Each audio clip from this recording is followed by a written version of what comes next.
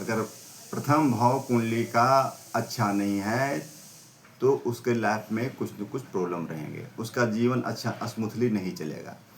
इसलिए कुंडली आने पर सबसे पहले हम देखेंगे कि फर्स्ट हाउस की क्या स्थिति है, व्यक्ति का स्वभाव कैसा है। सबसे पहले देखेंगे कि हेल्थ वाइज कैसा है वो, उससे हेल्थ भी देखते हैं, उसके स्वभाव कैसे हैं, उसके एटीट्यूड क्या है, एटीट्यूड भी फर्स्ट हाउस से देखते हैं, है ना। उसकी सोच कैसी है, ये सारी चीज़ें फर्स्ट हाउस से देखते हैं। ऑल ओवर पूरा जो बॉडी है हमारा फर्स्ट हाउस है, उसका व्यक्तित्व, उसका माइंड सेट सारा फर्स्ट हाउस है।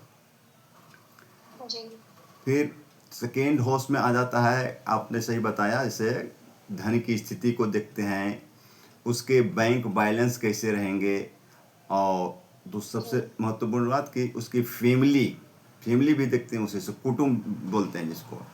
फैमिली में किस तरह का माहौल रहेगा, फैमिली कैसी है, और हमारा चाइल्डहुड जो बीतता है, लालन पालन जो होता है वो फैमिली में होता है, इसलिए इसको चाइल्डहुड भी हम देखते हैं सेकेंड हाउस से। और किसी भी प्रकार का एक्यूमुलेशन जो होता है, किसी भी प्रकार के जो हम संग्रह करते हैं धन की स्थिति के साथ साथ, कैश के साथ साथ, बैंक बैलेंस के साथ, जो कुछ भी हम कलेक्ट करते हैं वो सेकेंड हाउस से है। हमारे पास ज्वेलरी कितने होंगे, जेम्स ज्वेलरी की क्या स्थिति रहेगी, वो सेकेंड हाउस से ही देखते हैं। थर्ड हाउस में क्या क्या है, थर्ड हाउस में सबसे पहले आपने क्या लिखा, पराक्रम। उसमें पराक्रम कितना होगा, एक प्रकार से ये कह सकते हैं कि कर्म करने में कितना सक्षम होगा वो। पराक्रम वही है ना, पुरुषार्थ कैसा करेगा, थर्ड हाउस। उसके बाद सबसे महत्वपूर्ण एक कीवर्ड है इसका, कम्युनिकेशन। कम्युनिकेशन कैसे करेगा, कम्युनिकेशन स्किल कैसी रहेगा, क्योंकि कम्युनिकेशन बहुत ही महत्वपूर्ण है। डीलिंग जिसको कहते हैं, यदि आपने कम्युनिकेशन किसी के साथ अच्छा नहीं किया, कम्युनिकेशन के बल पर आप बहुत कुछ कर सकते हैं। कम्युनिकेशन स्किल आपके अंदर में, तो आप अपने से विपरीत व्यक्ति को भी आप अपने अनुकूल आप कर सकते हैं। तो फिर कम्युनिकेशन में हो गया, जैसे मीडिया हो गया, राइटिंग हो गया, इंटरनेट हो गया, कम्युनिकेशन का जो भी साधन होगा सब थर्ड हाउस में होगा। मार्केटिंग हो गया, मार्केटिंग में भी कम्युनिकेशन स्किल ही काम करता है। यदि कम्युनिकेशन ठीक से नहीं करें तो मार्केटिंग नहीं कर पाएंगे ठीक से। फिर अट्रैक्शन, आपसे कोई व्यक्ति कितना अट्रैक्ट होगा। हम किसी भी व्यक्ति से बात करते हैं, कम्युनिकेट करते हैं, मार्केटिंग करते हैं, मार्केटिंग में जो कुछ भी उसको मोटिवेट करते हैं, हमारी बातों से कितना वो अट्रैक्ट होगा, तो अट्रैक्शन भी थर्ड हाउस ही है। तो एक वर्ड इसका रखना है, कीवर्ड है कम्युनिकेशन, सबसे महत्वपूर्ण है। कम्युनिकेशन में फिर जो कुछ भी आ गया, राइटिंग हो गया, लेखन हम करते हैं, यदि कुछ लिखते हैं तो लिख करके किसी के पास हम अपनी चीज़ों को पहुंचाते हैं, संदेश देते हैं, कम्युनिकेट करते हैं, तो लेखन भी हो गया थर्ड हाउस। लेखन के जैसे लेखक जो होते हैं ना, उनके थर्ड हाउस बहुत स्ट्रांग होते हैं। उसके बाद हम पहुंचते हैं फोर्थ हाउस में, वो होता है हमारा कंफर्ट्स का, मुख्य रूप से इसको बोलते हैं, लिखे हैं आपने, सुख। इसका सुख, कंफर्ट्स, जितने भी हमारे जीवन में किसी प्रकार का सुख जो हुआ, लग्जरी हुआ, फोर्थ हाउस हुआ। और भूमि, लैंडेड प्रॉपर्टी, व्हीकल्स, है ना, और माँ, हमारी मदर जो है थर्ड हाउस है। और हमारे मन की स्थिति, जैसे थर्ड हाउस में कोई मेलिफिक प्लानेट हो, कोई नेगेटिव प्लानेट हो, थर्ड हाउस हमारा मन का है। और थर्ड हाउस में कोई मंगल, शनि, राहु जैसे ग्रह हो तो हमारा मन जो है अशांत रहेगा। तो इस तरह से थोड़ा प्रिडिक्शन भी सीखते चलेंगे अभी, क्योंकि फोर्थ हाउस की बात कर रहे हैं। फोर्थ हाउस हमारा मन का है, मन की स्थिति कैसी रहेगी, और मन की स्थिति कैसी रहेगी, तो फोर्थ हाउस अगर मन है मेरा, तो फोर्थ हाउस में कोई नेगेटिव प्लानेट आ गए, जैसे मंगल जैसा आ गया, तो मन अशांत रहेगा। मंगल, चंद्र राहु, सूर्य राहु, ये सब पीड़ित होकर के बैठ जाए वहाँ, तो हमारा मन बहुत ही अशांत रहेगा, फ्लक्चुएट करेगा एक एक क्षण में, कभी यहाँ कभी वहाँ, इस ढंग से मन भागता रहेगा। अपने मन को हम कंट्रोल नहीं कर पाएंगे, इस तरह से होता है। उसके बाद फिर माता है, माता कैसी होगी हमारी, जैसे मान लीजिए कि फोर्थ हाउस में सूर्य है, सूर्य है जिसका भी फोर्थ हाउस में सूर्य, तो उसकी माँ को बताता है कि माँ कैसी होगी। सूर्य तो अथॉरिटेटिव रहेगी, ऑर्डर देने वाले, हमेशा ऐसा करो, ऐसा मत करो, ऐसा क्यों किया, एक अथॉरिटी अपने हाथ, पूरा घर का अथॉरिटी उसके हाथ में रहेगा, उसकी माँ के हाथ। जिसकी कुंडली होगी उसकी माता के हाथ में पूरी अथॉरिटी रखेगी घर में। तो ग्रहों से हम इसको प्रिडिक्ट करेंगे। और जैसे मान लीजिए कि बृहस्पति आ गया तो बहुत नोबल नेचर होगा उसकी माता का, बहुत नोबल नेचर होगा, सबका केयर करने वाला होगा, बहुत ही भावुक ईश्वरीय गुण उसके अंदर में होंगे। तो इस ढंग से इसको हम देखना है। फिर हम देखते हैं इसके साथ साथ घर देखते हैं। फोर्थ हाउस घर का है, घर के साथ साथ क्या हो गया, एटमॉस्फेयर। हमारे घर का एटमॉस्फेयर कैसा रहेगा, घर के अंदर में एटमॉस्फेयर कौन सी कैसे रहेंगे। जैसे मान लीजिए कि बृहस्पति है, सूर्य, चंद्रमा है, शुक्र है, ये सब शुभ ग्रह हैं। शुभ ग्रह तो घर का वातावरण बहुत रहेगा, शांतिमय रहेगा। कहीं कहीं किसी घर में जाएंगे तो देखें वातावरण बहुत। शुक्र है तो शुक्र क्या है जिसके फोर्थ हाउस में शुक्र रहेगा, देखेंगे उसके घर में जाकर के सारा सामान बढ़िया अरेंज किया हुआ, सजा हुआ रहेगा यदि शुक्र है तो। और साफ, शुक्र क्या, सफाई का, हाइजीन को दर्शाता है शुक्र। हम ग्रहों के जब कारकत्व में जाएंगे तो सारी चीज़ लिखवाएंगे कौन से ग्रह का क्या कारकत्व है, इसके बाद ग्रहों को ही हम पढ़ेंगे। तो शुक्र है तो घर का वातावरण बहुत अच्छा रहेगा। और वही अगर आ गया मंगल और राहु आ गए तो क्या होगा बताइए आप। अशांत वातावरण रहेगा, लड़ाई झगड़े। हाँ बिल्कुल, बहुत क्लेशमय स्थिति, झगड़े होते रहेंगे। आप जिसके कुंडली में मंगल राहु है, किसी का भी कुंडली, आप उसके घर पे चले जाइए, बाहर भी बैठे हैं तो आप अंदर से शोर आता रहेगा, कुछ न कुछ उस तरह का होता रहेगा। इस तरह का ज़्यादा वातावरण खराब रहता है घर का। तो घर का एटमॉस्फेयर हम देखते हैं फोर्थ हाउस से। उसके बाद जितने भी इमूवेबल प्रॉपर्टीज़ हैं, एसेट्स हैं, लैंडेड प्रॉपर्टी हैं, उसको हम फोर्थ हाउस से ही देखते हैं। पंचम भवन हमारा है प्रेम का, संतान का, क्रिएटिविटी का, पूर्व पुण्य का। पंचम भाव में जो ग्रह है, जैसे मान लीजिए पंचम भाव में कोई ग्रह है और उसी की दशा आ गई तो समझ जाइए कि पंचम भाव में बैठे ग्रह की दशा आ गई तो उसका पंचम भाव एक्टिव हो गया, उसका पूर्व पुण्य जो है एक्टिव हो गया। पुण्य को देखते हैं पंचम भवन से, विद्या भी देखते हैं, हमारा जो इंटेलेक्ट है, हमारी बुद्धि कैसी होगी। जैसे सौम्य ग्रह बैठे हैं, अच्छे ग्रह हैं तो बुद्धि बहुत अच्छी होगी। और यदि मंगल जैसे ग्रह आ गए तो थोड़ा सा एग्रेसिवनेस रहेगा उसके अंदर में। राहु जैसे ग्रह हो गया तो खुराफाती होगा। फोर्थ हाउस में राहु आ गया तो भी व्यक्ति खुराफाती होगा। तो पंचम, क्योंकि फोर्थ हाउस क्या है हमारा, फोर्थ हाउस हमारा मन का है और पंचम भवन हमारा बुद्धि का है। मन और बुद्धि दो अलग अलग चीज़ें हैं। पंचम भवन हमारा बुद्धि का है तो फोर्थ हाउस हमारा मन का है। और क्रिएटिविटी उसके अंदर में कितने रहेंगे। क्रिएटिविटी क्या है उसके अंदर में, क्या है कह देखेंगे कुछ लोग पेंटिंग है ना, क्राफ्टिंग, ये सब चीज़ों में बहुत स्किलफुल होते हैं। तो इन सब चीज़ों को रचनात्मक कार्य में बहुत ही आगे रहेंगे। फिफ्थ हाउस हमारा क्रिएटिविटी का है, प्रेम का है, पूर्व पुण्य का है, इन सब चीज़ों का है। और स्पेकुलेशन बताया था ना, स्पेकुलेशन क्या होता है, जैसे लॉटरी हो गया, सट्टा हो गया, ये सब चीज़ें। सोल्यूशन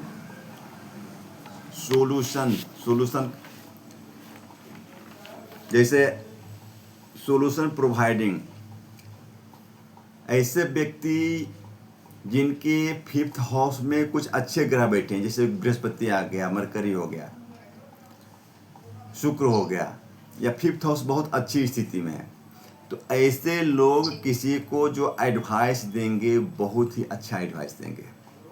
इनकी एडवाइस को आप मान लीजिए तो आपको लाभ होगा। जिनके फिफ्थ हाउस में अच्छे ग्रह हैं तो सॉल्यूशन किसी चीज़ का उनसे कुछ समस्या बताए तो उसका जो सॉल्यूशन जो बताएंगे वो बहुत ही अच्छा होता है वो।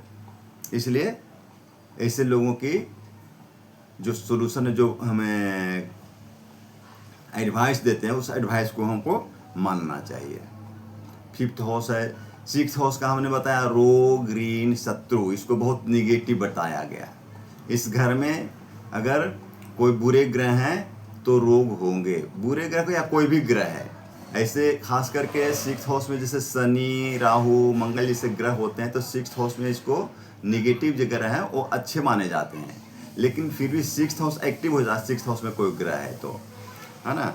तो मुख्य रूप से इसका है रोग का, डिजीज रहेगा। जैसे मान लिया फर्स्ट हाउस का लॉर्ड अगर चला गया सिक्स्थ हाउस में, फर्स्ट हाउस हमारा शरीर का है और सिक्स्थ हाउस हमारा डिजीज का है, तो उस व्यक्ति को हमेशा कुछ न कुछ बीमारी लगी रहेगी, परेशान रहेगा हमेशा, है ना। और उसकी दशा आ गई, जैसे मंगल जैसे ग्रह, मंगल की दशा आ गई तो ऋण का कारक मंगल ग्रह होता है, राहु से भी होता है ऋण। तो जब मंगल की दशा आएगी, मंगल छठे भवन में बैठा है, तो उसमें कहीं न कहीं उसकी ऋण की स्थिति रहेगी और शत्रु भी परेशान करेंगे। लेकिन यदि सिक्स्थ हाउस में मंगल जैसे ग्रह है तो वो व्यक्ति, उसके शत्रु रहेंगे लेकिन शत्रु उसके सामने नहीं खड़े होंगे, टिकेंगे नहीं, क्योंकि ये शत्रु हंता योग बन जाता है मंगल सिक्स्थ हाउस में। छठे भवन शत्रु का है, लेकिन छठे भवन में कोई बुरे ग्रह बैठ गए, पापक ग्रह बैठ गए। पापक ग्रह कौन है? शनि, मंगल, राहु, केतु, ये सब। तो मंगल, हाँ, मंगल जैसे ग्रह, सूर्य भी बैठ गया तो व्यक्ति, उसके शत्रु होंगे जरूर, लेकिन शत्रु की हिम्मत नहीं कि उसके सामने खड़े होंगे, उसके पीठ पीछे जितना नुकसान पहुंचाने की कोशिश करेंगे।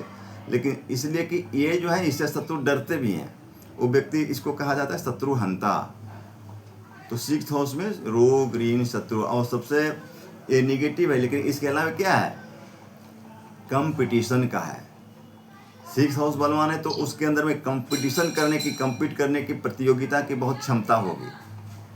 प्रतियोगिता में किसी प्रकार का प्रतियोगिता है, फिजिकल हो, मेंटल हो, कोई, जैसे मान लो छठे भाव में कोई भी ग्रह बैठ गया तो वो स्ट्रांग होएगा, मतलब हाँ, ये कहने का मतलब है आपका? हाँ, कहने का मतलब है छठे घरों में बैठा, लेकिन वो अच्छी स्थिति में होनी चाहिए, मजबूत स्थिति में होनी चाहिए, अच्छे ग्रहों की वहाँ पर दृष्टि भी होनी चाहिए, है ना।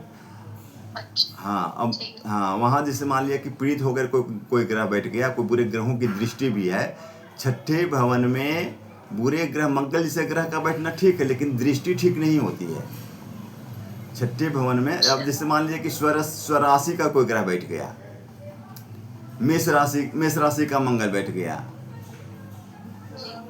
तो उसके अंदर कंपटीशन, वो जल्दी हार नहीं मानेगा। मान लिया एक बार सफलता मिले, फिर वो प्रयास करेगा, स्ट्रगल करने की क्षमता होती है उसके अंदर में। और सिक्स्थ हाउस हमारा लिटिगेशन का है, किसी प्रकार का लिटिगेशन होता है तो सिक्स्थ हाउस, क्योंकि सिक्स्थ हाउस क्या आता है? कोर्ट कचहरी का भी, इसको लिख लीजिए, कोर्ट कचहरी का भी है सिक्स्थ हाउस हमारा। कोई भी विवाद होता है और कुछ लिटिगेशन होता है तो सिक्स्थ हाउस से होता है। सिक्स्थ हाउस हमारा लिटिगेशन का है, कोर्ट कचहरी का है, और डेली रूटीन का है। डेली रूटीन, जो रूटीन वर्क हम जो करते हैं, वो सिक्स्थ हाउस है।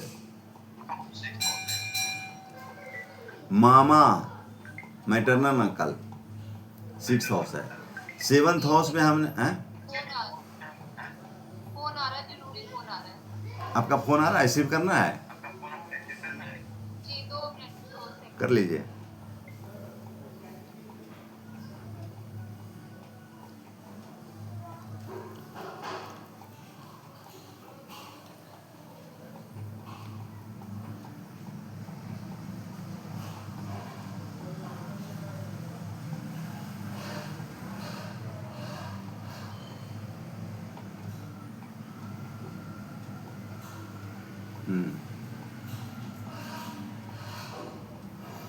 तो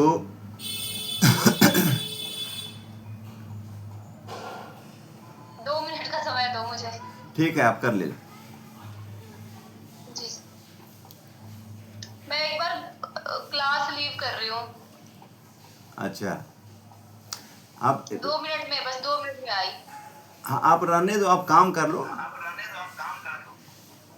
नहीं, बस 2 मिनट लगेंगे। हाँ, आप कर लो। जी जी। वो एक्चुअली कोरियर आया है, वो लेना जरूरी है। हाँ,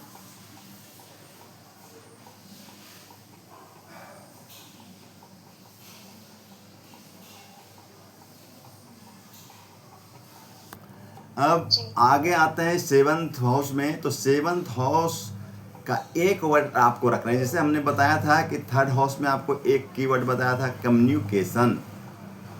जी कम्युनिकेशन, उसी ढंग से सेवंथ हाउस को आप याद रखिए, पार्टनर। पार्टनर बहुत तरह के हो गए। हमारा स्पाउस भी पार्टनर है, पति पत्नी लाइफ जी पार्टनर वो हो गए। इसके अलावा जिसके साथ हम हमेशा रहते हैं, जिससे डेली मिलते हैं, जी जिससे डेली इंटरेक्शन करते हैं। अब जैसे मान लीजिए कि जी डेली इंटरेक्शन, जैसे मान लिया कि मेरा शॉप है, डेली जो मेरे पास आता है वो भी एक प्रकार से पार्टनर ही हो गया। तो उसकी भी जब चर्चा करेंगे कुंडली में, उसकी कुछ देखेंगे तो हम सेवंथ हाउस को ही देखेंगे। डेली सेल जो होता है सेवंथ हाउस से होता है। ये हमारा मुख्य रूप से क्या है, व्यापार का है, बिजनेस का है। हम इंटरेक्ट जो करते हैं किसी के साथ में, सामने वाला व्यक्ति वो हमारा सेवंथ हाउस है। डेली इंटरेक्शन, वर्डली इंटरेक्शन जो होता है सेवंथ हाउस है। Retail shop. अब जी आ जाइए एट्थ हाउस में, अष्टम भवन। जी। अष्टम भवन में क्या लिखा है यहाँ हमने, मृत्यु। और मृत्यु। हाँ, अष्टम भवन मृत्यु का है, दुख का है, पीड़ा का है, जी लॉन्ग डिजीज, जो बहुत लंबे समय तक जो बीमारी चलती है, जिसको बोलते हैं क्रोनिक डिजीज, दीर्घकालिक बीमारी। अष्टम भवन जब एक्टिव हो जाए, यदि किसी ऐसे ग्रह की दशा आ जाए जो अष्टम भवन में बैठा हो और प्रीत होकर के बैठा हो, तो उसमें उसको बीमारी होंगे और वो बीमारी जल्दी ठीक नहीं होगा, बहुत ही लंबे समय तक चलेगा। इसलिए इसको बोलते हैं दीर्घकालिक बीमारी या क्रोनिक डिजीज। इसके अलावा एक्सीडेंट, इंजरी, सर्जरी, ऑपरेशन जो होता है अष्टम भवन के, सो देखते हैं उसको हम, है ना। ये तो इतनी सारी चीज़ें हो गई, सब निगेटिव है इसका, इसलिए इसको बहुत बुरा माना जाता है। जब अष्टम भवन जब एक्टिव होता है तो व्यक्ति उसमें बहुत ही डिप्रेशन में भी चला जाता है, इसलिए इसको यहाँ लिख लीजिए, डिप्रेशन भी। गहरी चिंतन में चला जाता है व्यक्ति, गहरी चिंतन में चला जाता है। गहरी चिंतन, देखिए ये एक तरह से क्या होता है कि जब फर्स्ट हाउस का लॉर्ड चला जाता है अष्टम भवन में, तो व्यक्ति बहुत ही गहरी चिंतन में चला जाता है। और गहरी चिंतन में जब उसके साथ कुछ नेगेटिव चीज़ें आ गई, जीवन में नकारात्मक चीज़ें कुछ आ गई, तो उस विषय पर व्यक्ति बहुत ही चिंतन करते करते, सोचते वो क्या होता है, डिप्रेशन में चला जाता है। तो ये डिप्रेशन का है, इसके कारण व्यक्ति बहुत ही गहरी डिप्रेशन में चला जाता है। और डिप्रेशन में जब जाता है तो उसके अंदर में कभी कभी क्या होता है, फिर उसके अंदर में सुसाइडल टेंडेंसी भी आ जाते हैं। आप लिख लीजिए, सुसाइडल टेंडेंसी।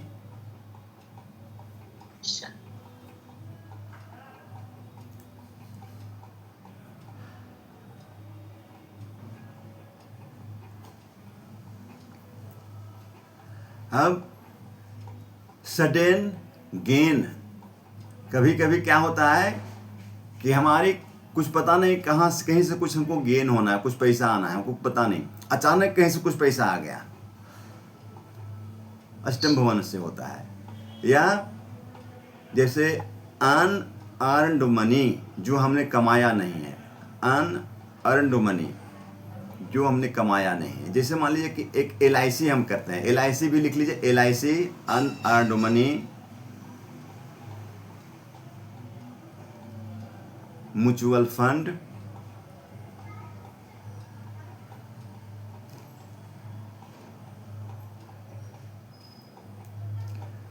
LIC जो हम करते हैं, LIC से जो पैसा मुझे मिलता है, क्या उसमें हमने उसके लिए कुछ कर्म किया है?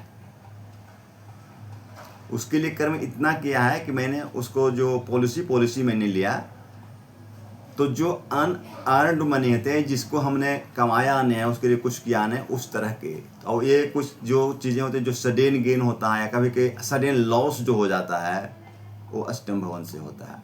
अष्टम भवन हमारा सडन एक्सीडेंट को बताता है। इसके अलावा टेक्निकल चीज़ें, टेक्निकल लिख लीजिए, टेक्निकल वर्क, किसी प्रकार का टेक्निकल वर्क। जैसे मान लीजिए कि अब जैसे कोई व्यक्ति का लग्न लॉर्ड अष्टम भवन में जाएगा, तो वो व्यक्ति क्या करेगा, उसके साथ वो जब दशा या वो ग्रह जब एक्टिव होगा, तो वो एंजाइटी में जाएगा, डिप्रेशन में जाएगा। लेकिन यदि वो व्यक्ति टेक्निकल फील्ड में वर्क कर रहा है, तो एंजाइटी उसको नहीं आएगी, क्योंकि अष्टम भवन को उसने यूटिलाइज कर लिया। हमने आपको पहले बताया है कि अष्टम भवन हमारा डिप्रेशन का भी है, और अभी आपको हमने बताया कि टेक्निकल वर्क का भी है। तो जितने भी टेक्निकल फील्ड में वर्क करने वाले हैं, उनका कुंडली में अष्टम भवन एक्टिव रहता है। और जो व्यक्ति का, जिस व्यक्ति की कुंडली में अष्टम भवन एक्टिव है और किसी टेक्निकल फील्ड से या अष्टम भवन की चीज़ों से नहीं जुड़ा हुआ है, तो उस समय पर वो व्यक्ति डिप्रेशन में रहेगा, उसके अंदर में स्ट्रेस रहेगी, सुसाइडल टेंडेंसी आ सकते हैं। तो ये हमारा टेक्निकल का, ये चीज़ समझ करके रखिएगा। अष्टम भवन को ऐसे ज्योतिषी में अधिकतर ज्योतिषी लोग निगेटिव चीज़ें बताते हैं, पॉजिटिव कोई नहीं बताते हैं, तो पॉजिटिव चीज़ों को भी जानना है। रिसर्च, आगे लिखिए, रिसर्च, किसी भी प्रकार का रिसर्च होता है वो अष्टम भवन से होता है। रिसर्च में क्या होता है, कुछ नई रिसर्च में कोई नई चीज़ों का जब खोज होता है तो तुरंत नहीं होता है, उसका बहुत गहन स्टडी किया जाता है, किसी चीज़ पर बहुत गहन चिंतन किया जाता है, तब फिर वो जाकर के कुछ फाइंड करते हैं, तब रिसर्च होता है। तो जो व्यक्ति डिप्रेशन में चला जाता है, वो भी एक प्रकार का रिसर्च करता है, गहन चिंतन करता है, वो रिसर्च ही है, लेकिन वो निगेटिव है। गहन चिंतन करना, गहन स्टडी करना, वो नकारात्मक है, तो नकारात्मक इफेक्ट उसके अंदर में आते हैं, स्ट्रेस पे चला जाता है, वो बीमार हो जाता है, सुसाइडल टेंडेंसी आते हैं, उसको पागल खाना जाना पड़ सकता है। लेकिन जो पॉजिटिव चीज़ों को लेकर के चल रहा है, बैलेंस करके चल रहा है, कोई रिसर्च कर रहा है किसी चीज़ पर, साइंस की, कोई टेक्नोलॉजी की, या किसी भी विषय में, अध्यात्म का, ये अध्यात्म का भी हमारा अष्टम भवन लिख लीजिए, अध्यात्म का भी हम मोक्ष त्रिकोण बोलते हैं इसको। तो अष्टम भवन बहुत ही महत्वपूर्ण है। और ये ओकल्ट साइंस, ओकल्ट साइंस क्या है, एस्ट्रोलॉजी, ओकल्ट साइंस में बहुत सारे उसके फील्ड हैं। जैसे हो गया ज्योतिष, एस्ट्रोलॉजी जो कर रहे हैं, numerology, palmistry, tarot card reading, ये जितनी भी तरह की चीज़ें हैं, रमल, सारी चीज़ें एस्ट्रोलॉजी के अंदर में आती, सब ओकल्ट साइंस है ये। तो अष्टम भवन से, अब जैसे मान लिया कि अष्टम भवन में कोई ग्रह हो, एक्टिव हो, तो उसमें व्यक्ति क्या होगा, बहुत झुंझलाहट आ जाएगी, वो स्ट्रेस में चला जाएगा, डिप्रेशन में चला जाएगा। वैसे समय में उस व्यक्ति को अगर टेक्निकल फील्ड से कहीं कुछ कनेक्शन है, तो उसको कहीं टेक्निकल फील्ड में लगा दीजिए। कोई बच्चा अगर एंजाइटी में या डिप्रेशन में जा रहा है, तो उसको टेक्निकल एजुकेशन में कुछ न कुछ वहाँ पर आप उसको लगा दीजिए। कोई व्यक्ति अष्टम भवन एक्टिव हो गया, स्ट्रेस में जा रहा है, बस उसको ज्योतिष से कनेक्ट कर दीजिए, उसको बोल दीजिए आप एस्ट्रोलॉजी सीखो, या उस समय यदि आप एस्ट्रोलॉजी पढ़ेंगे, जिस समय मान लीजिए स्ट्रेस आ रहा हो, अष्टम भवन एक्टिव है आपका, अष्टम भवन के कारण आपके जीवन में एंग्जाइटी और स्ट्रेस आ रहे हैं, डिप्रेशन हो रहा है, उसमें यदि आप एस्ट्रोलॉजी पढ़ने के लिए बैठ जाएंगे, आपको बहुत अच्छा लगेगा, धीरे धीरे स्ट्रेस समाप्त हो जाएगा। तो हमारा ओकल्ट साइंस भी है अष्टम भवन। अष्टम भवन को ऐसे बहुत बुरा माना गया है, बदनाम किया गया बहुत अष्टम भवन को, लेकिन इसमें बहुत अच्छी अच्छी चीज़ें भी हैं। तंत्र मंत्र, अष्टम भवन तंत्र मंत्र का भी है। 8th हाउस किसी का एक्टिव है, वो व्यक्ति मंत्रों की सिद्धि बहुत सहजता से कर लेता है, वो मंत्रों को सिद्ध कर लेगा। अष्टम भवन जिसका एक्टिव है वो मंत्रों को सिद्ध कर लेगा। Inheritance, inheritance, factory production, manufacturing लिखिए, मैन्युफैक्चरिंग या factory production,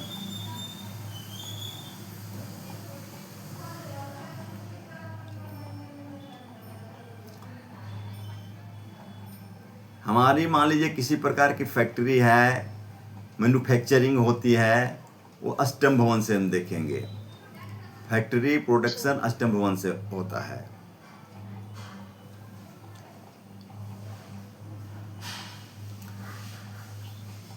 humiliation, humiliation,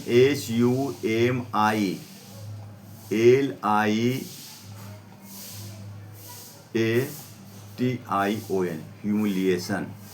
humiliation मतलब होता है कि अपमान, अपमान होना,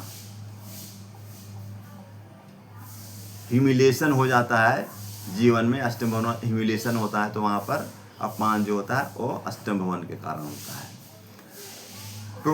प्रोकास्टिनेशन लिखिए, प्रोकास्टिनेशन, PROCASTINATION,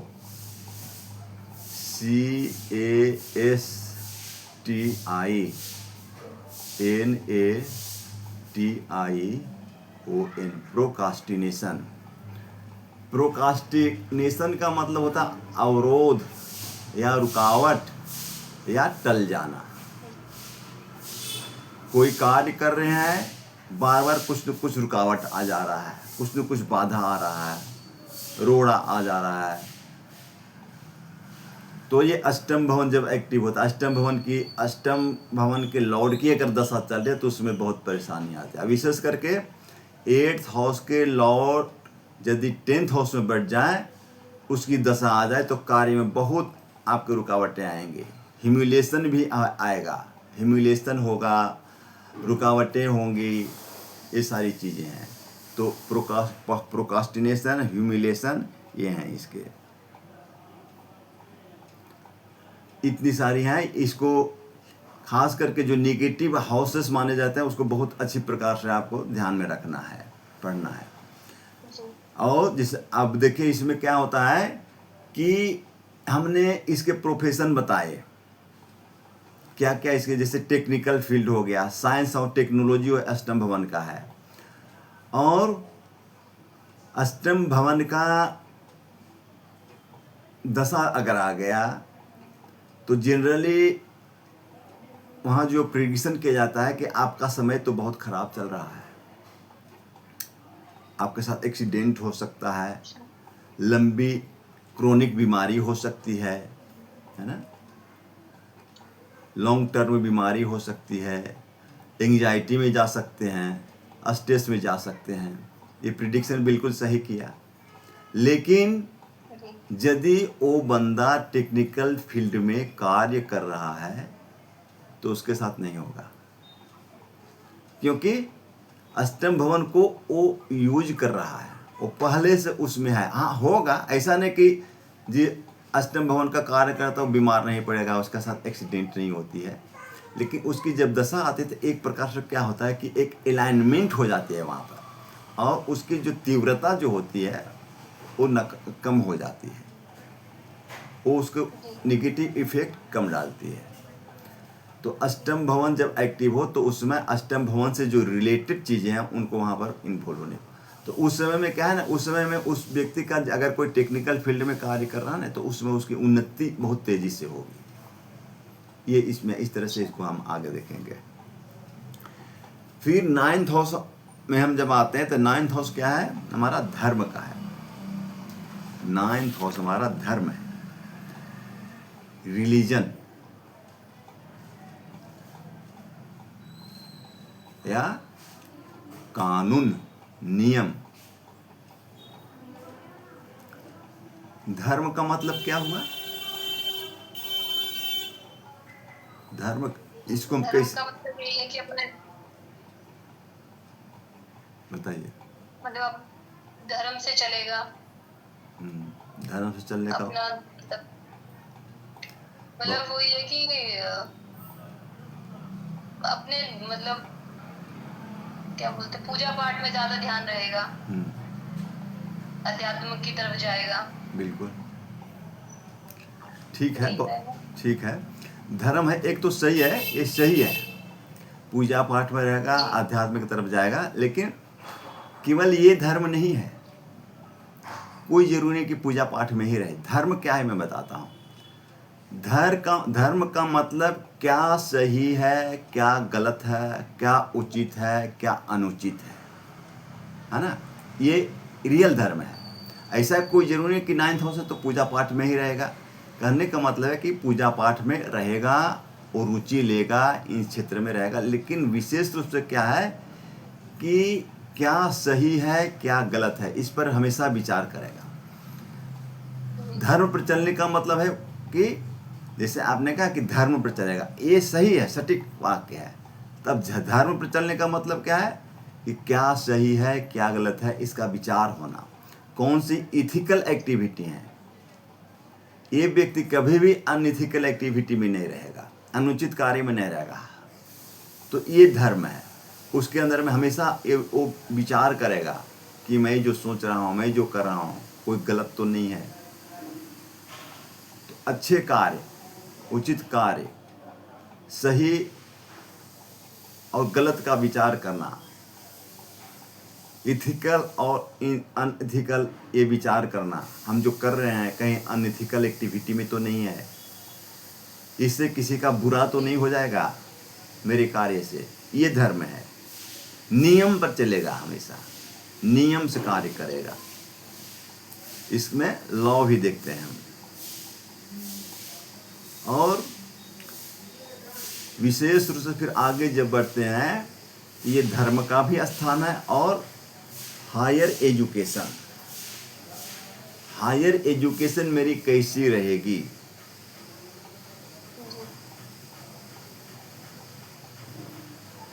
अच्छा, और ये पिता का है स्थान, पिता का। बहुत से लोग पिता का स्थान बताते हैं 10th हाउस को, लेकिन 9th हाउस पिता का कारण क्यों 10th हाउस बताते हैं, वो भी एक लॉजिक है, सही है वो। जैसे मान लीजिए कि फर्स्ट हाउस सेल्फ का है, फर्स्ट हाउस सेल्फ का है, तो 7th हाउस स्पाउस का, अपने पार्टनर का है। यानी कि फर्स्ट से 7, 1 से 7 गिनेंगे तो वो स्पाउस का आता है। तो उसी तरह से मान लीजिए 4th हाउस यदि माता का है, तो माता का जो पार्टनर होगा, माता का जो स्पाउस, वो कौन सा होगा, पिता है। तो 4 से 7 हम गिनेंगे तो क्या आएगा, 10 आएगा। आप काउंट करके देखिए उंगली पर।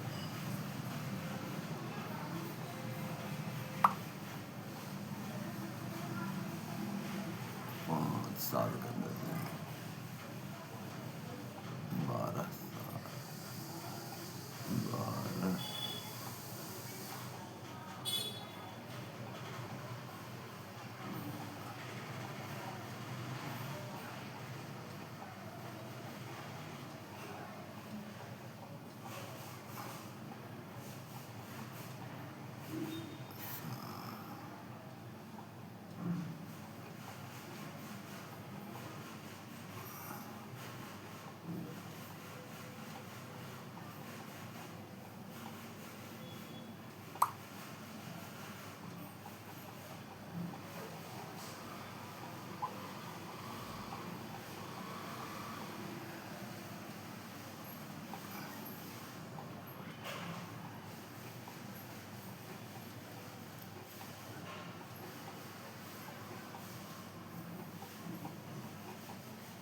फर्स्ट हाउस सेल्फ का है, तो उससे सेवंथ हाउस जो होता है वो पार्टनर का होता है, पति का या पत्नी का होता है, विवाह का होता है। तो उसी तरह से हम देखेंगे फोर्थ हाउस माता का है, तो फोर्थ से जो सेवंथ आएगा वो पिता का होना चाहिए, वो भी सही है। लेकिन नाइन्थ हाउस को इसलिए बोला गया है कि नाइन्थ हाउस हमारे एंसेस्टर का है, पूर्वजों का है। उसको लिख लिए एंसेस्टर, पूर्वज या पितृ, ये हमारा नाइन्थ हाउस है।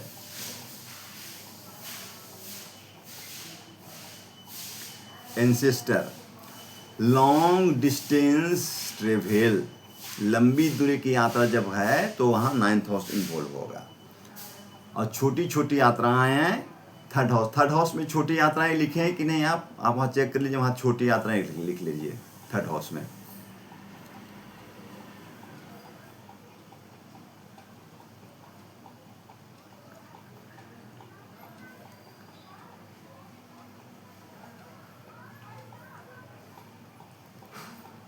छोटी यात्राएं। जी। उसके बाद नाइन्थ हाउस में हम आते हैं ग्रैंड पेरेंट्स, दादा दादी, ये सब जो ग्रैंड पेरेंट्स, एंसेस्टर्स। और सबसे महत्वपूर्ण है भाग्य, लक, भाग्य का है। हम जैसे किसी का देखते हैं, कोई कहता है कि ना कि भाग्य कैसा है, तो सबसे पहले नाइन्थ हाउस को देखना चाहिए। लक, लक फेवरेबल है या नहीं। नाइन्थ हाउस, हायर लर्निंग, किसी प्रकार की हम लर्निंग करते हैं नाइन्थ हाउस से, हायर लर्निंग।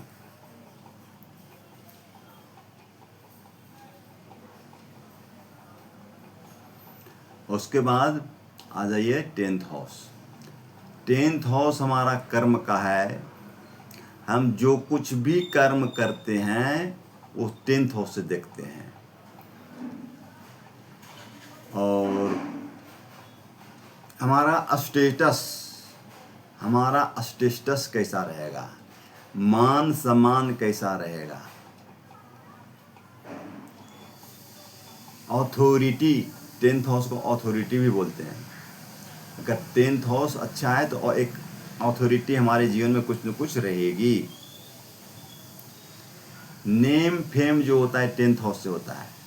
टेंथ हाउस हमारा फेम का है।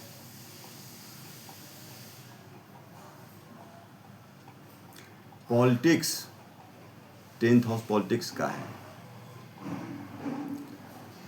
सरकार,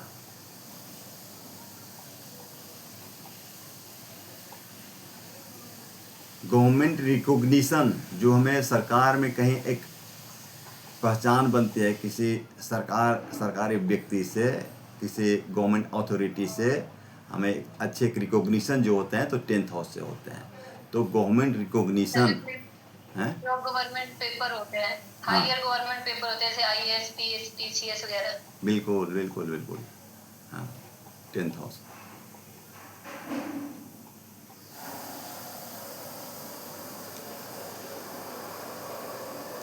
और जी। 11th हाउस, 11th हाउस में एक वर्ड कुंडली में जो लिखा था वहाँ क्या लिखा है, आय, है ना, आय, बेनिफिट। जी। उसी को लिख लीजिए, आय, बेनिफिट भी कर सकते हैं, लाभ भी कर सकते हैं। और सभी प्रकार की इच्छा पूर्ति, इच्छा पूर्ति लिख लीजिए, विश फुलफिलमेंट हमारा 11th हाउस है। Gain, ji. Gain and profit, कुछ भी गेन करना हो, किसी प्रकार की प्रॉफिट होना हो, कुछ भी इच्छा पूर्ति होने है, यदि 11th हाउस मेरा एक्टिव है, वो साथ दे रहा है, तो हमारे जीवन में अच्छी स्थिति रहेगी उस टाइम पीरियड में। हमारा जो सोशल सर्कल होगा कितना बड़ा होगा, सोशल सर्कल या फ्रेंड सर्कल भी कहते हैं इसको, फ्रेंड सर्कल भी एक सोशल सर्कल है।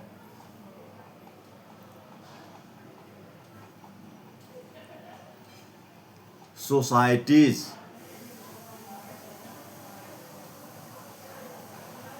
एनजीओ, कोई भी एनजीओ जो होता है वो 11th हाउस होता है। वहाँ भी एक प्रकार की एक सोसाइटी होती, सोशल सोसाइटी, सोशल सर्कल, तो एनजीओ भी होता है हमारा 11th हाउस।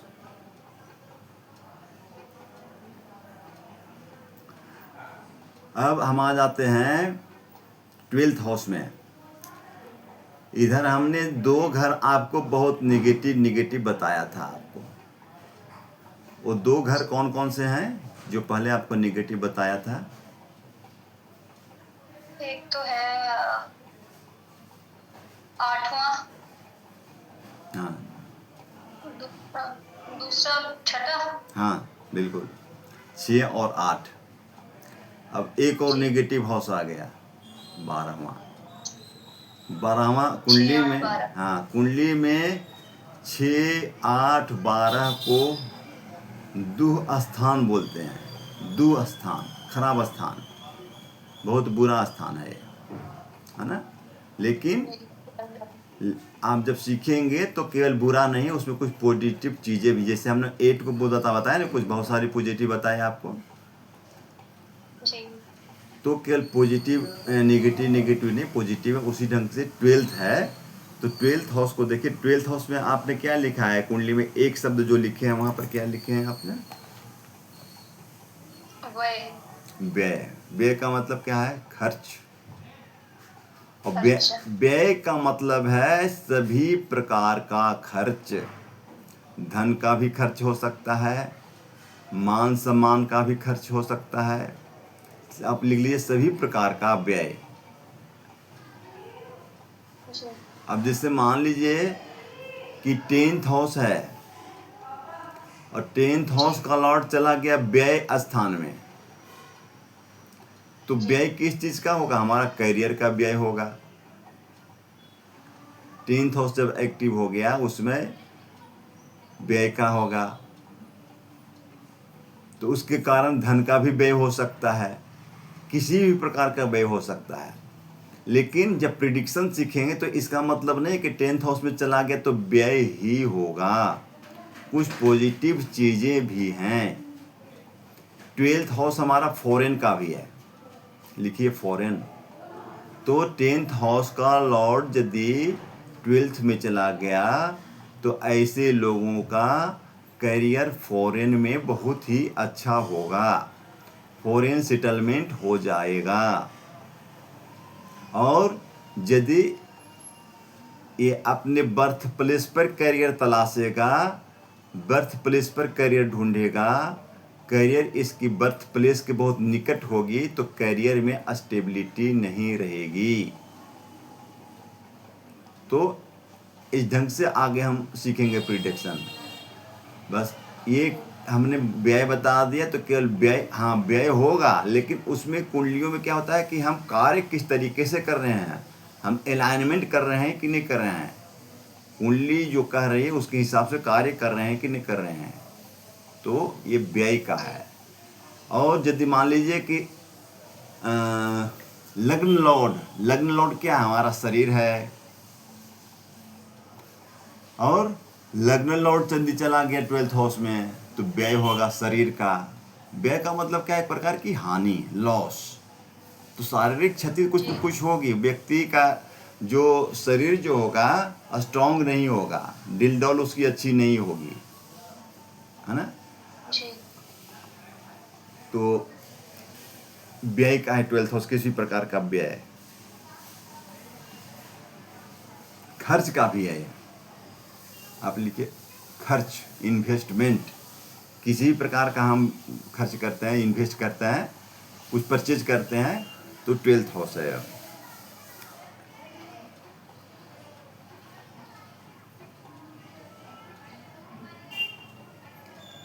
फॉरेन लिख लिया है ना। जी, उसके बाद hospital, hospital 10th house Lord यदि 12th में चला गया तो ऐसे बंदे को हॉस्पिटल में नौकरी हो सकती है, हॉस्पिटल। अच्छा, लगन लॉर्ड यदि है 12th हाउस में, व्यक्ति का हॉस्पिटल आना जाना बना रहेगा। 12th हाउस मेडिटेशन का भी है, अच्छा, मेडिटेशन, मोक्ष, अच्छा स्थान है, ये केवल नेगेटिव नहीं है।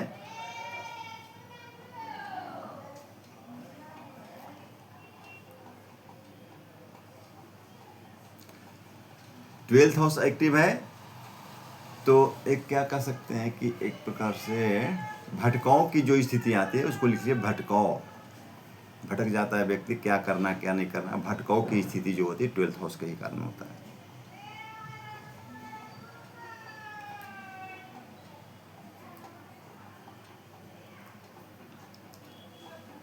Import export, import and export, आयात निर्यात, विदेशों से जो हम कुछ काम करते हैं, एक्सपोर्ट इंपोर्ट जो करते हैं वो ट्वेल्थ हाउस से करते हैं। चैरिटी, कोई भी चैरिटी, चैरिटी, चैरिटी तो जानते हैं क्या है चैरिटी ना।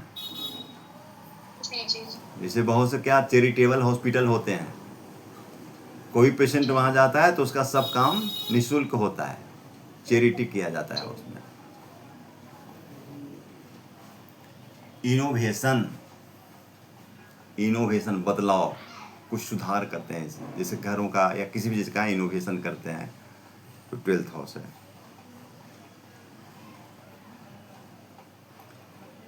जेल, जेल यात्रा जब होती है किसी की, ट्वेल्थ हाउस एक्टिव होता है। राहु मंगल जैसे ग्रह यदि हों ट्वेल्थ हाउस में और उसकी दशा गई तो कुछ उसके साथ लिटिगेशन होगा, कोर्ट कचहरी की मामला आएगा, जेल की स्थिति आएगी। तो ट्वेल्थ हाउस क्या क्या हो गया, नेगेटिव क्या क्या है, जैसे जेल हो गया, लिटिगेशन तो छठी भवन हो गया, हॉस्पिटल भी हो गया, जी खर्च हो गए, व्यय हो गए किसी भी प्रकार का। जी, लेकिन इसकी अच्छी चीज़ें क्या है, जैसे योगाभ्यास, मेडिटेशन, ये सब इसकी अच्छी चीज़ें हैं। एकांत जो होता है ट्वेल्थ हाउस होता है, सेपरेशन जो होता है ट्वेल्थ हाउस होता है। अब जैसे सेपरेशन मैंने बताया, सेपरेशन हमने क्या बताया, जैसे एक चीज समझ लीजिए कि सेवंथ हाउस किस चीज का, ये बताइए मेरे को। सेवंथ हाउस माँ का, सेवंथ का बात कर रहा हूं मैं, फोर्थ का नहीं। फर्स्ट हाउस, फर्स्ट हाउस बताइए, सेल्फ का है फर्स्ट ना, हाउस अपना, अपना है। सेल्फ का, तो सेवंथ हाउस स्पाउस का है ना, स्पाउस का, हाँ स्पाउस का, पार्टनर का है। और ट्वेल्थ हाउस हमने आपको क्या बताया, ट्वेल्थ हाउस क्या बताया आपको, सेपरेशन, सेपरेशन, है ना। अब सेवंथ हाउस का लॉर्ड ट्वेल्थ हाउस में चला जाएगा तो इसका क्या होगा फल, सेपरेशन हो जाएगा। हाँ एकदम एग्जैक्ट करेक्ट। सेवंथ हाउस का लॉर्ड ट्वेल्थ में जाएगा तो सेपरेशन होने के चांस, ऐसा प्रिडिक्शन सही है, सेपरेशन हो सकता है। मतलब सेपरेशन किसी भी तरह का हो सकता है, हाँ किसी प्रकार से, हाँ सेपरेशन आएगा वहां पर किसी या प्रकार, तो जैसे जैसे व्यक्ति या तो बाहर चला जाएगा, हाँ या फिर मदर को कुछ हो जाएगा, हाँ ये ऐसा सेपरेशन, हाँ दो, मदर की मृत्यु भी हो सकती है। हाँ हाँ स्पाउस, हाँ मृत्यु भी हो सकती है अलग। यहाँ पर देखिए क्या है कि सेवंथ हाउस का लॉर्ड चला गया तो उसका स्पाउस, पार्टनर क्या हो सकता है, जी सेपरेशन किसी, यदि अच्छे कुछ प्रभाव में है, अच्छे ग्रहों के प्रभाव में है तो किसी न किसी कारण जी से सेपरेट रहेगा। यदि कभी कभी क्या होता है ना कि पति पत्नी दोनों सर्विस करते हैं और सर्विस करते हैं तो जी दोनों अलग अलग जगहों पर हैं, जी एक दिल्ली में है तो एक गुजरात में है, जी तो एक कैरियर के कारण भी सेपरेशन हो गया। और जी कभी कभी ऐसा भी हो सकता है कि सेवंथ हाउस में कुछ बहुत बुरे ग्रह बैठे हैं और सेवंथ हाउस का लॉर्ड भी चला गया ट्वेल्थ में, तब वहाँ क्या होगा, जी झगड़े होंगे, झगड़े होंगे, झगड़ा होकर के फिर सेपरेशन हो जाएगा, ट्यूनिंग अच्छी नहीं रहेगी, तो ये भी सेपरेशन हो गया। और कभी क्या होता है, सेवंथ हाउस पीड़ित है, जैसे फर्स्ट हाउस हमारा सेल्फ का है और हमारा हेल्थ का है, हमारा बॉडी का है, तो 7th हाउस जो हो गया स्पाउस की बॉडी, स्पाउस का हेल्थ, है ना। जी तो ये है, तो हो सकता है कि स्पाउस को कुछ डिजीज भी हो सकती है, हॉस्पिटलाइज भी हो सकती है। 12th में चला गया तो 12th हाउस हॉस्पिटल का है, तो उसकी मृत्यु भी हो सकती है। तो इस तरह से भी सेपरेशन हो जाता है। तो किसी ने वो फिर कंडीशन को देखेगा, वहाँ पर कुंडली में देखेंगे कि क्या सिचुएशन है, कौन सी कम्बिनेशन बने हुए हैं, उस पर हम देखेंगे। जी अब जैसे क्या होता है कि कभी कभी पति पत्नी में, पार्टनर्स में क्या होता है कि ट्यूनिंग बहुत ख़राब हो जाते हैं। जी उस समय कोई आया कुंडली दिखाने के लिए, और उस समय देखिए कि वो जो कम्बिनेशन, जो सेपरेशन वाली जो कम्बिनेशन जो है एक्टिव है। 7th हाउस में बुरे ग्रह बैठे हुए हैं, बुरे ग्रह बैठे हुए, तो इसका मतलब है कि ट्यूनिंग अच्छी नहीं है इनकी। उनको बोलिए कि ट्यूनिंग तो अच्छी नहीं चल रही है आपकी। और 7th हाउस का लॉर्ड भी चला गया 12th में, तो कहेगा कि चांस तो बन रहा है अब इसमें तलाक होने की, सेपरेशन होने की स्थिति बनी हुई है। तो ऐसा उसमें देखना है, सिचुएशन को देखना है। ये भी देखना है कि जो व्यक्ति कुंडली दिखाने आया उसको सुनना है, क्या बोल रहा है, क्या प्रश्न है। कुंडली का जी प्रिडिक्शन करने के पहले इसमें 3 चीज़ें जो हैं उसको बहुत महत्वपूर्ण रूप से ध्यान देना है कि देश काल परिस्थिति, देश काल परिस्थिति को देखना है। हमेशा जब प्रिडिक्शन करेंगे देश काल परिस्थिति को, अब वहाँ परिस्थिति क्या है, वो व्यक्ति कह रहा है कि ट्यूनिंग अच्छी नहीं चल रही है जी ना। तो इसका मतलब क्या है, ट्यूनिंग अच्छी नहीं चल रही तो उससे प्रेशर होने की स्थिति बन सकती है, कोर्ट कचहरी की भी स्थिति बन सकती, जेल का स्थिति भी बन सकती है। हो सकता है कि उसकी पत्नी उसके ऊपर केस भी कर सकती है ना। और लेकिन जो मान लीजिए कुछ कैरियर को लेकर के आता है, कोई फीमेल आती है और अपनी कुंडली लेकर के आती है और कैरियर को लेकर के आती है, कहते क्या बहुत बार ऐसा होता है कि आके बोलते हैं कि मेरे हस्बैंड का तो कुंडली नहीं है, आप मेरी कुंडली से बता दो। तो 12th हाउस एक्टिव हो रहा है, 7th हाउस का लॉर्ड है, तो वो पूछ रहा है कि पूछ रही है कि क्या फॉरेन सेटलमेंट के योग बन रहे हैं। जी तो फॉरेन सेटलमेंट हमारा 12th हाउस, उसकी दशा बनी हुई है। फॉरेन ट्रेवल होगा कि नहीं, वो ग्रह जो 12th में बैठा हुआ है 7th हाउस में, है ना, उनको बोलेंगे कि फॉरेन का सोच रहे हैं, बहुत दिनों से नहीं हो रहा है।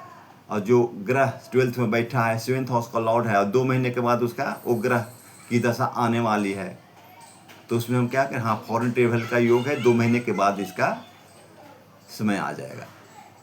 तो इसलिए देश काल परिस्थिति को हमेशा देखना है, सिचुएशन को देखना है, प्रश्न लेकर के क्या आया है व्यक्ति, उस चीज़ को देखना है। अब जैसे मान लीजिए कि 5th हाउस है,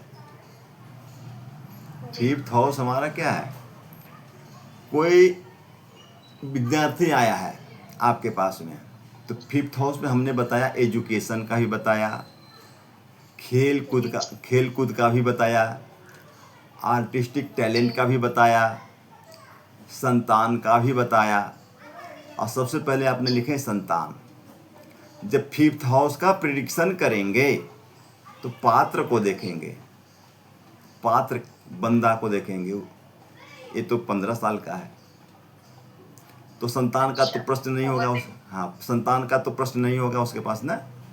उसके पास क्या प्रश्न जी होगा, एजुकेशन का, पढ़ाई पढ़ाई का। जी उसका प्रश्न होगा कुछ कुछ आर्ट, कुछ करो आर्टिस्टिक के लोग, बहुत लोग कहते हैं क्या मैं फिल्म में जा सकता हूँ, या कोई आर्ट जी सीख रहा हूँ, खेल ये कूद में आर्ट में सीख सकता हूँ। खेल कूद का है, जी क्रिकेट का है, क्या मैं क्रिकेट में सफलता मिलेगी। जी तो इसीलिए देश काल पात्र को हमेशा देखना है, पात्र को देख करके, परिस्थिति को देख करके प्रिडिक्शन करना है।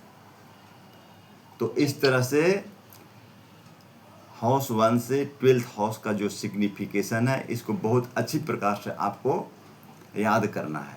या जब तक ये याद नहीं रहेगा, कुंडली रखी रहेगी, आप कुछ नहीं बोल पाएंगे। इसलिए इसको जी जानना जरूरी है। जब ये 9th हाउस जो है ये धर्म का है, इसमें भी आपने एजुकेशन का बताया और वहाँ 5th में भी आपने एजुकेशन का बताया है। हाँ, वहाँ क्या लिखा है 9th में? हायर एजुकेशन लिखा है ना आपने? हाँ जी।